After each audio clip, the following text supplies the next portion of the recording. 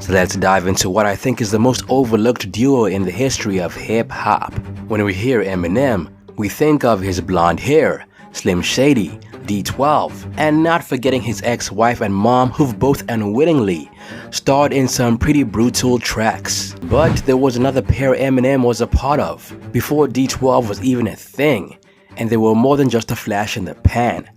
I'm talking about Bad Meets Evil, this awesome combo of Eminem and Royce the 5'9". They gave us one killer EP and 4 singles. They first teamed up around 1998 on their title track and dropped a double single later on. I don't speak, I float in the air wrapped in a sheet. I'm not a real person, I'm a ghost trapped in a beat. But then, a bunch of stupid moves on both sides led to a fallout. It seemed like we'd only get about 2 songs from this amazing pair, but that wasn't the end of it. After the sad loss of their mutual buddy Proof, they made up, started working together again, and gave us an EP of epic tracks. But by then, they'd made it as solo artists, found success with their own groups, so Bad Meets Evil didn't drop another album. They still get together sometimes and feature on each other's albums. I reckon this is a crying shame because when they work together, it's like magic. Their tracks are unique, sweet to the ears, and make you wanna think. So, let's get into the story of Bad Meets Evil. What up guys, Ali here and welcome to Ali Talks Music. Add me on Instagram and Ali Talks Music as well. And don't forget to subscribe and hit the notification bell. Now let's get into the video.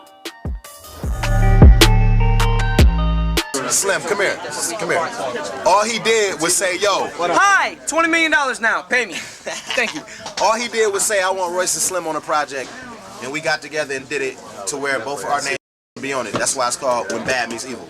Eminem and Royce the 5'9" first crossed paths around 1997 or 1998, depending on who you ask. They were both pretty messed up on drugs back then, but Eminem remembers the day like it was yesterday. M had been doing his thing for a bit and was just beginning to turn heads in the underground scene. Royce, on the other hand, didn't quite have that same buzz and was still hunting for a record deal. The pair attended an Usher gig at the Palladium. M was peddling his tapes, the Slim Shady EP, at a booth, and Royce was warming up the crowd for the main act. After hearing Royce spit some rhymes on stage, Eminem was keen to meet the guy, and soon linked up with Royce the 5'9's manager. Royce was like, the first time I went to the hip-hop shop, Eminem was in there, so I knew who he was. That's why my managers hit him up, cause as soon as I heard him rap, and I knew he had an EP, I went and copped it. I had been listening to it. That's probably what made my manager approach him about us doing some songs. I'm glad I got to kick an acapella during that show, so he could actually hear me, cause otherwise we might not have linked up. Before long, the two became tight. Keep in mind this was before Eminem hit the big time, and they started laying down tracks together, giving birth to the early version of Bad Meets Evil. Right around the same time, Eminem came in second in the '97 Rap Olympics, catching the eye of Interscope and scoring a deal with Dr. Dre's Aftermath. I'ma tell you this for your own benefit. You shit was dope as hell, especially when you wrote 90% of it. D12 was sort of on a break, not broken up, but not making new stuff either. And after Eminem flew to LA to record his first album, they felt like he'd left them in the dust. Eminem and Proof were beefing over some dumb stuff and were not talking, but Eminem kept the rest of the group in the loop about what he was up to. Without a hype man, Eminem was a bit stuck. He decided to use the Bad Meets Evil track on his first album, but he needed to record it again because the original sample was causing problems. So he hit up Royce to fly out to LA, redo the song, and stick around to be his hype man. Eminem said the following: "While I was in LA recording, I started doing a lot of radio and some shows, so I was looking for someone to back me up on stage. And me and Roy started vibing before I got signed, and we had the song that I wanted to redo. I thought, yo, this kid is ill. Let me bring him with me. My goal back then was to try and get him a deal, but also have him help me on stage. I don't know, it just all seemed to fall together back then. Bad Meets Evil could have just been a track on Eminem's Slim Shady LP.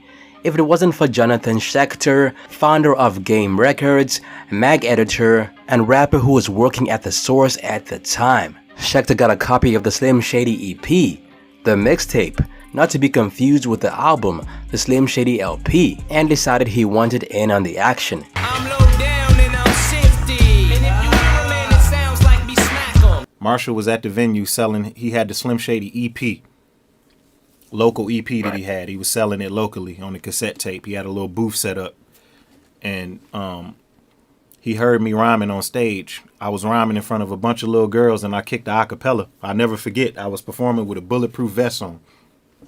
I took the vest off. I'm standing there shirtless in front of a bunch of little screaming girls, and I kicked the acapella. And the line that I said that caught Marshall's attention was, I'm iller than standing in front of a gorilla holding a banana. He reached out to Paul Rosenberg, M's manager, with a plan to release an independent record. M was tied up with Interscope, but Rosenberg suggested they form a duo instead, in Schechter's own words. Paul's like, "We can't do that with Eminem because he's signed to Interscope, but there may be an opportunity with Bad Meets Evil. This guy, Royce the 5'9", who Eminem really respects as another great rapper in Detroit, they have a song together on the new album called Bad Meets Evil. We can do it this way and call it Bad Meets Evil." I'm like, great, let's do it. I'm all for it. So, Bad Meets Evil was born, with Bad being Royce and Evil being Eminem. They bagged a small-time independent deal for about $5 grand, and this was for one single. And the pair hit the studio right away. 6 weeks and a truckload of pills later, Bad Meets Evil dropped a double-sided single around 1998 that became an underground hit.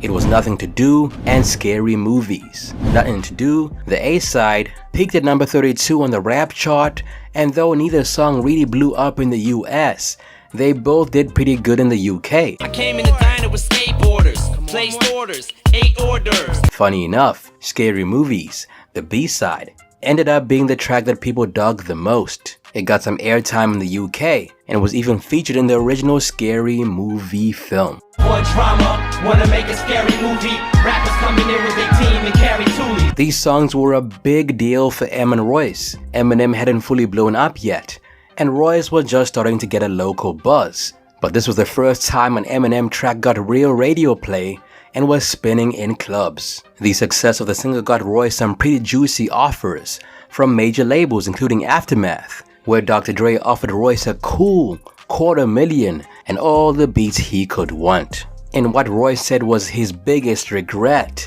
He turned down Dr. Dre's offer and took a $1 million deal with Tommy Boy Records around 1998. I remember when I told him, "You got a phone call."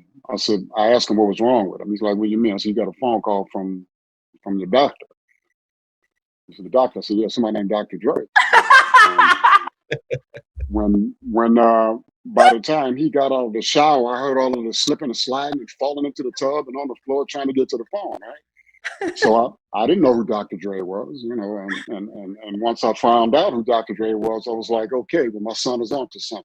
These days, now that they've made up, Royce and M don't really talk about what split them up. From their perspective, Royce got the deal with Tommy Boy, so Eminem thought he was set. Then, Eminem and Proof made up and decided to bring D12 back together. Royce felt like he accomplished his goal as a hype man and decided to work on his own album.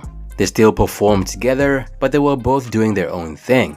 Eminem put it like this: "I don't even want to rehash the beef. There's no reason to talk about why we fell out or whatever. Point is, we repaired everything." At one point, like you were like Eminem's like main like rhyme partner. And then you guys had some sort of falling out. Yeah, I mean, it was a lot of things. It was a lot of things that played a part with that. We came up at a time in Detroit where it was very, very competitive. Very, very competitive. Like hearing that somebody got a deal, $1 million deal or anything like that, that was like news in the hood, and it was kind of like a scramble for everybody to try to get there first. So it ended up being a lot of differences of opinion, and the main thing that I can touch on, that I could remember, is just the communication being terrible. So like everybody in D12, all of those guys, I never got a real opportunity to meet them under the right circumstances, and vice versa. You know what I'm saying? So Marshall got put in a situation where he was caught in between being a mediator and something that he shouldn't have been in the middle of. You know, so that's all I really can say about that. But let's be real, there's plenty of beef in this story. Tommy Boy Records ended up going under, and Royce had to sign a new deal with Columbia and Game Recordings, where he kept working on his debut solo album. It took a while for the album to come out. It was called Rock City, and here's what we know now. Dre heard one of Royce's mixtapes through Eminem and wanted to sign him to Aftermath. It's a bit unclear whether this was the same deal we talked about earlier, and whether or not Royce took it, but either way, Royce ended up ghostwriting for Dr. Dre's second studio album, 2001. Sometime around 99, Royce's manager, Kino, did a phone interview with Vibe magazine where he dropped a bomb about the relationship between Dr. Dre and Eminem. He was like, "I've seen M sit Dre down like a pupil and coach him on rhymes."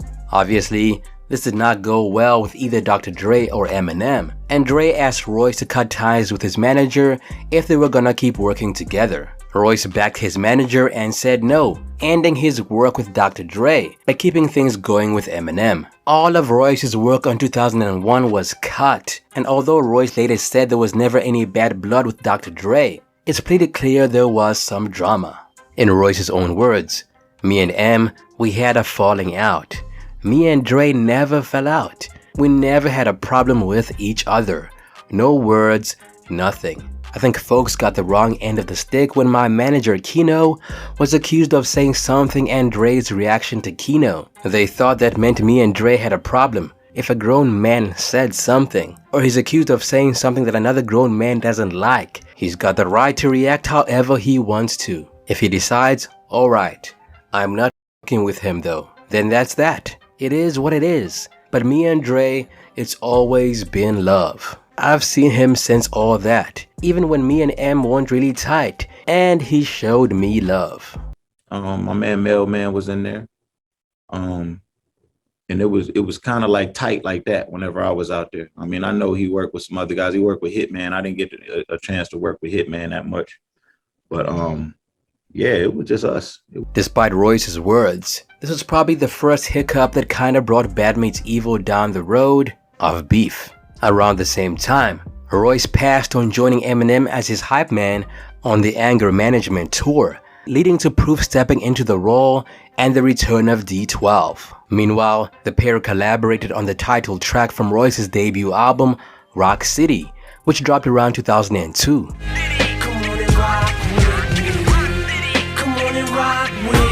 Before the album or single came out, Jay-Z hit Eminem asking for a beat and a collab on his 2001 album. With time being tight, Eminem sent the Rock City beat to Jay with Royce's blessing. This led to Royce's verse getting swapped out with Jay's to make the track Renegade for Jay-Z's 2001 album, The Blueprint. Renegade, never been afraid to say what's on my mind at any given time of day. Rock City ended up coming out as the third single from Royce's album in 2002 with Eminem verses. Even though Royce was cool with this, I'm pretty sure it stung a little bit. Yo, it's several different levels of picking up shovels and dumping you in ditches under sea level, fronting you can witness. And along with his decision to not join Eminem on tour, were the second and third blows to Bad Meets Evil coming back together. This is where things started to get a bit fuzzy, cause there started to be some bad blood between D12 and Royce. Eminem began focusing more on D12 instead of Bad Meets Evil, and what began as jealousy turned into a full-on feud by 2003. Later on, Royce would blame his immaturity for the split, and he said the following: "Well, I had to have a certain level of maturity for M to even feel like he wants me around him.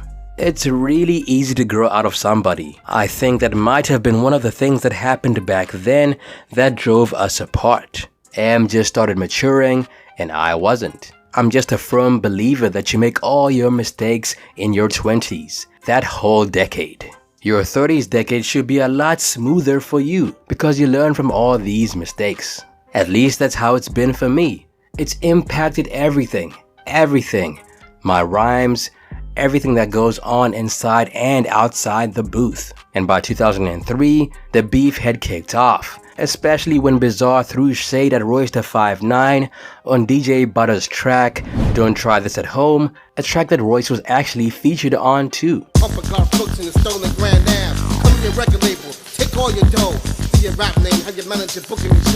Royce was pissed. He went home and wrote the diss track Shit on You. The song mostly took aim at Bizarre and hinted that this beef wasn't with Proof or Eminem. I heard you on DJ Butter, you ain't slick. Somewhere in between this stutter and punch this. I was like, what the f is this?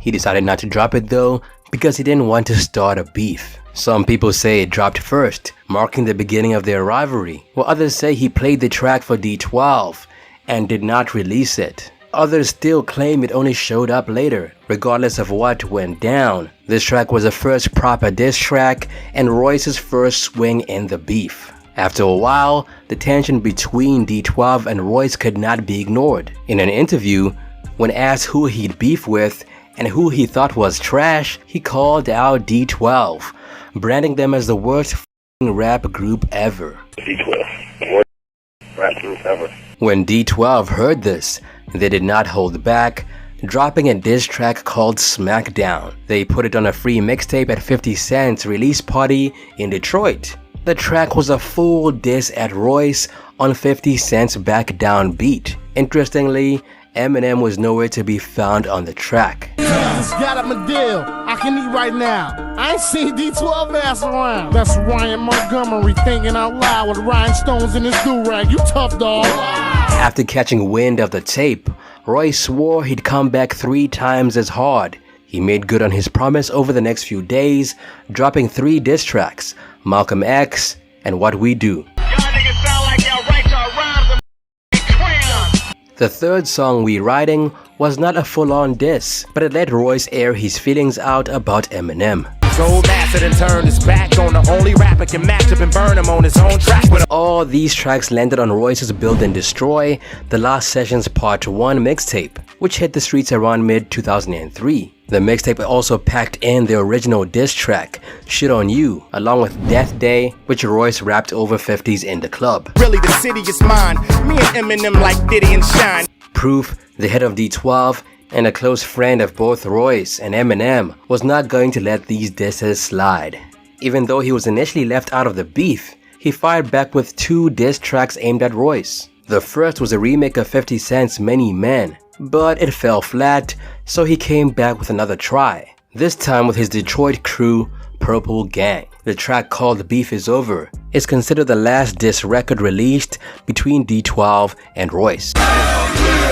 Y'all niggas scared of war? No. Bow down to the king? Hell no. Shouldn't I let this slide? No. The feud ended up in a confrontation between Proof and Royce outside a nightclub in 2003. Again, the exact details vary depending on who you ask. Both rappers pulled out weapons and ended up being arrested and locked up together. This ugly incident had a silver lining though. It forced Proof and Royce to talk things out and patch things up. Later on, Royce would admit the beef had been brewing for years. He said, "It was the big competitive thing, so there was disdain between myself and D12 for many years. It just came to a point when we finally saw each other, everything came to a head and he was able to express to me some things. And I was like, okay, so this wasn't true, that wasn't true, and I was able to do the same with him. The only problem is we both pulled out weapons and the police got involved. And we both got arrested and we were able to talk while we were in jail and reconcile. And we went on tour after that. And we were back to being the best of friends after that." Well, the beef wasn't necessarily with Proof. Personally, Proof is actually the only person in the group that I had a relationship with outside of Marshall. We just bumped into each other. I think it was either the day after my birthday, it was my birthday.